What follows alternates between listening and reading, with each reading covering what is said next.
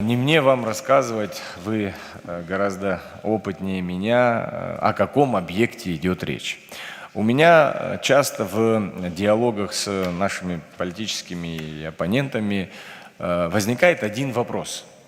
Дорогие друзья, скажите нам, пожалуйста, можем ли мы с вами, люди, высокопоставленные чиновники, силового ведомства, контрольных органов и так далее, сесть сегодня с вами в машину и поехать на территорию данного объекта?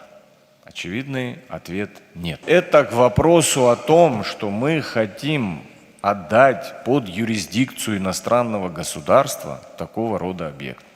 Абсолютно же очевидно, что и сегодня там юрисдикция не абхазского государства. Ни один контролирующий орган, ни один, так скажем, представитель власти без соответствующего согласования, соответствующей процедуры на этот объект попасть не может.